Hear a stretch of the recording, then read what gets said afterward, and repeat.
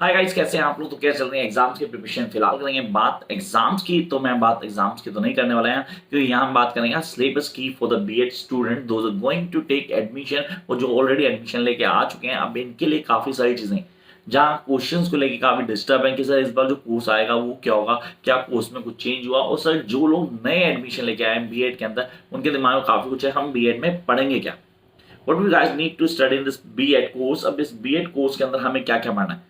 First year students और weather final year students, दो तरह के स्टूडेंट है मेरे पास, फर्स्ट और फाइनल। अभी तक 2 साल की बीएड ही है, 1 साल का काम चल रहा है, अभी फाइनलाइज नहीं हुआ। जब फाइनलाइज होगा तो डेफिनेटली मैं उसकी वीडियो जरूर डाल दूंगा। आप बोलते हो सर हमारे पास जो एग्जाम आना है वो एग्जाम है 3 पेपर्स की। यस, 3 पेपर्स, मेन पेपर जिनको कॉमन पेपर बोलते हैं for the first year students.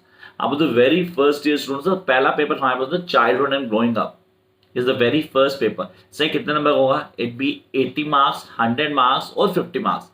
ये होगा 80 मार्क्स का, 20 मार्क्स आपको प्रैक्टिकल से मिलेगा इस। बट अच्छे क्लियर कर लेना, 100 मार्क्स का ही पेपर होगा, जो आपको मार्कशीट मिलेगा 100 की होगी, लेकिन थ्योरी पार्ट 80 मार्क्स का होगा। और थ्योरी में 3 पेपर कॉमन है, जिनमें पहला पेपर है हमारा चाइल्डहुड एंड ग्रोइंग अप। अब इस पेपर में हमें कौन कौन से टॉपिक पढ़ने हैं, सर कौन से क्वेश्चन एक्सपेक्टेड है जिनके आंसर हमें करने होंगे, and how we guys going to clear the concept, because we are not seen that you are very regular with the BEd videos. तो यार ये टाइम था जहां मैं रेगुलर नहीं रह पाया, लेकिन हाँ अब बीएड की वीडियोस कंटिन्यू में आएंगी, तो उनके लिए आप तैयार हैं। आपके कॉन्सेप्ट लिखे होंगे and I let you know कि इस बार पूरा ऐप में आपकी वीडियोस कॉन्सेप्ट क्लियर होंगे, सारे पेपर्स के basic important topics along with the certain topics that you guys need to give more stress, वो सारे सारे डिस्कस किए जाएंगे। इवन एग्जाम में आंसर कैसे लिखना है और किस तरह हम बीएड में टॉप कर पाएंगे ना शॉर्ट स्पैन ऑफ टाइम, वो भी यहाँ डिस्कस करेंगे। तो 2 चीजें क्लियर करते हैं। सबसे पहले चाइल्डहुड एंड ग्रोइंग अप की बात करते हैं। चाइल्डहुड एंड ग्रोइंग अप में हमें क्या क्या करना है, कौन कौन से कॉन्सेप्ट जो हमें ऑन टिप होने चाहिए, and will going to clear. So इसकी कुछ यूनिट्स दी होंगी, हाँ रिपीट, इसमें कुछ यूनिट्स दी होंगी जो आपको करनी है। अगर आपके पास कोई हेल्प बुक हो जो आपको मिलती है आपकी यूनिवर्सिटी, हर यूनिवर्सिटी की अलग हेल्प बुक होती है, पब्लिकेशन है वो पब्लिकेशन बुक्स देते हैं।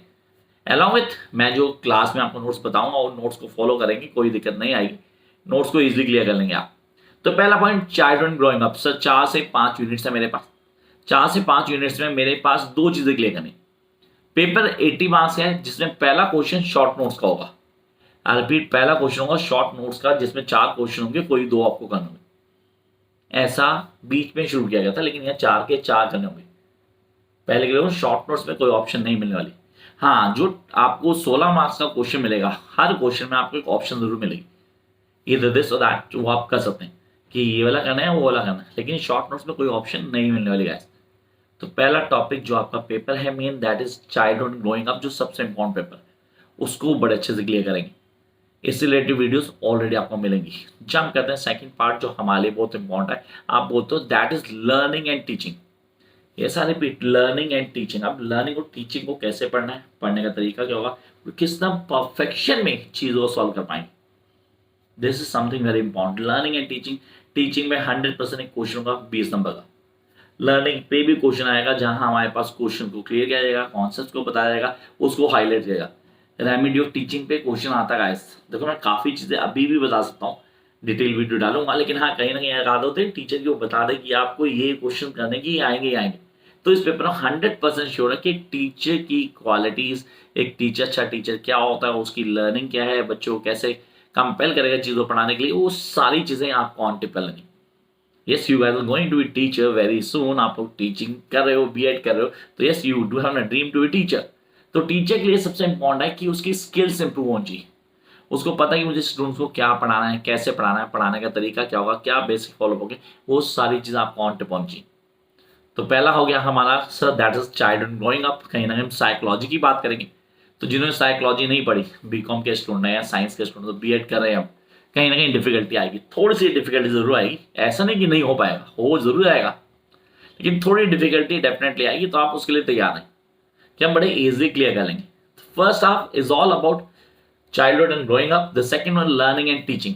Teaching is always in favourite of mind, तो आप लोग भी फेवरेट है, इसलिए आप बीएड कर रहे हैं। Third one contemporary Indian education. आप उसे कंटेम्प्रेरी इंडियन एजुकेशन क्या है, उसके कॉन्सेप्ट क्या है, कैसे क्लियर करेंगे। ये बीएड फर्स्ट ईयर लोगों के लिए टफेस्ट पेपर होता है।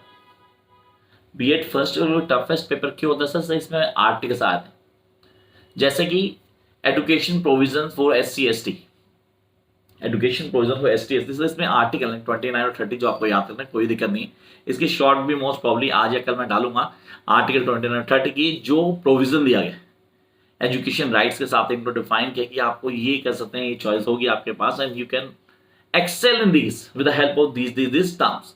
फंडामेंटल राइट्स हो गए, डायरेक्ट ऑफ स्टेट पॉलिसी होगी हमारे पास अलग अलग सर जो एजुकेशन पॉलिसीज आई, चाहे वो मैकुले मिनट है, चाहे वो मेरे पास कोठारी कमीशन है, चाहे मैं बोलूँ सर एडम्स की जो रिपोर्ट थी उसको हाईलाइट करूँ, या वो डिस्पैच की बात करूँ, या सार्जेंट प्लान की बात करूँ, ये सारे आपको ऑन टिप होने चाहिए। ये कहीं ना कहीं हमें हेल्प करते हैं, चीज़ों को बड़े अच्छे से एक्सप्लेन करते हैं and we guys get to know कि यार ये पॉइंट्स हैं जिनको हम बड़े इजीली कर सकते हैं and we get the things clear from the beginning till the last and we need to look here there. किसी और को फॉलो या करने की जरूरत नहीं है, सिर्फ अपने बेसिक्स को स्ट्रॉन्ग करो। बीएड में मैक्सिमम मार्क्स आते हैं, डेफिनेटली आते हैं, लेकिन हाँ कॉन्सेप्ट्स क्लैरिटी होनी चाहिए। Those who are very clear with the concepts उनको किसी तरह की कोई प्रॉब्लम नहीं होती, स्पेसिफिकली बीएड में तो नहीं होती यार।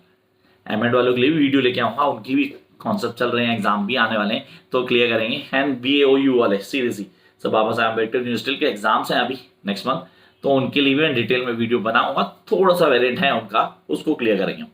तो ये तो गए 3 पेपर जो सबके लिए कॉमन है या जो सबके लिए कॉमन है। अब सर 2 पेपर अलग क्यों है? क्यों? क्योंकि वो टीचिंग सब्जेक्ट्स है। 5 पेपर हमारे पास फर्स्ट ईयर में, यस 5 पेपर्स, 5 में से 3 कॉमन है, 2 पेपर आपके डेफिनेटली अलग होंगे।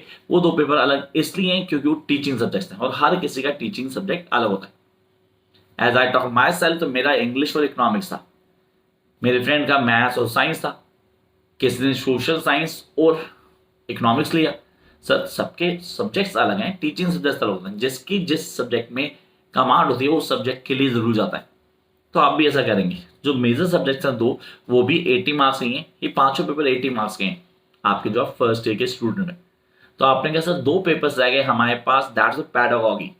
पैडागॉजी क्या होती है? What is pedagogy? सर ये वर्ड पहली बार सुना हमने बीएड के अंदर। पैडागॉजी टीचिंग होती है, teaching of a particular subject.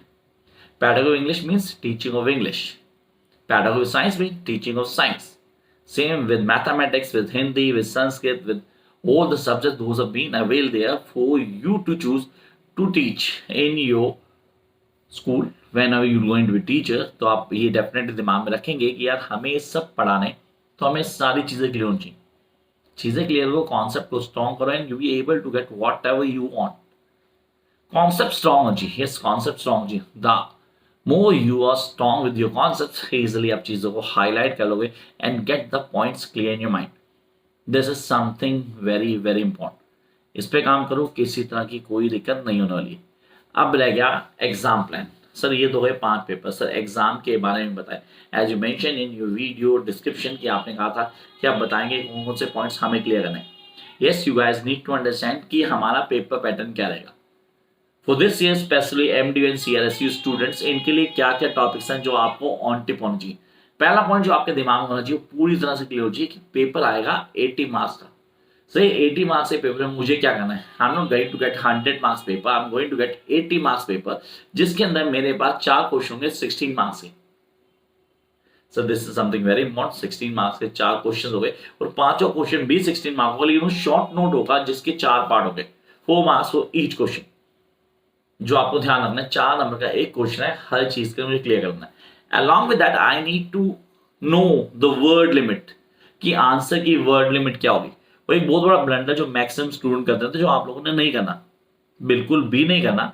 आपने क्या करना है, आपने क्लियर कर लेना है कि भैया मुझे शॉर्ट नोट का आंसर देते हुए सिर्फ एक पेज पे आंसर को कंप्लीट करना है, and that one page is the one side of paper. Yes is the one side of paper, 2 sides नहीं, सिर्फ 1 साइड ऑफ पेपर पे काम करना आपने। दिस द बेसिक एक्सरसाइज जो दिमाग में रहनी चाहिए, यार एक साइड है पेपर की, मुझे उस पर काम करना है, उसी को शॉर्ट नोट पे करना है। As one of my student had done a blunder, उसने क्या किया, क्वेश्चन आया शॉर्ट नोट्स पे वो द फंडामेंटल राइट्स, तो उस बंदे ने 5 से 6 पेज में फंडामेंटल राइट्स लिख दिया कि उसको क्वेश्चन बड़े अच्छे से आता था। मैं एग्री कर गया, बड़े अच्छे से आता होगा, लेकिन 4 नंबर क्वेश्चन था यार। उस 4 नंबर क्वेश्चन में उसने 1 घंटा लगा दिया। उसके बाद मुझे बोल रहा सर मेरा एक क्वेश्चन छूट गया because I had really give my best in that short note, क्योंकि मुझे बहुत अच्छे से आता था। मैं उससे पूरी तरह एग्री और हंसा भी, क्योंकि यार अच्छे से आता हो एग्री, लेकिन वो शॉर्ट नोट्स था, वो सिर्फ 4 नंबर का था। एग्जामिनर 4 से ज्यादा नंबर नहीं देगा, कुछ भी हो जाए, हो सकता है काट लेगा, आपने वर्ड में बहुत एक्सीड कर दी, तो ये आप लोग नहीं करेंगे। फिर आते हैं हम 16 नंबर पे। तो मल्टीप्लाई कर 4 पेजेस, 5 पेजेस मैक्सिमम है। 4 के लिए अगर एक पेपर बोला तो मैंने 4 साइड्स 2 पेजेस हो गए पूरे, बहुत है, मोर देन अफ। आप चाहो तो 5 और 6 एक्सीड कर सकते हो, मैक्स टू मैक्स कर सकते हो। ये आप बड़े अच्छे से लिख सकते हो और इस आंसर को आपने डील करना है। So this is all that how much you need to write down in examination. अब करना क्या है, फिलहाल एक काम करेंगे। अगर लगता है कि यार ये कॉन्सेप्ट क्लियर हो, सर हमें इन टॉपिक्स में दिक्कत आ रही है, हमने पढ़ना शुरू कर दिया but we not able to clear these doubts, तो कमेंट बॉक्स में कमेंट करें, I will come up with the solution very soon. Bye guys.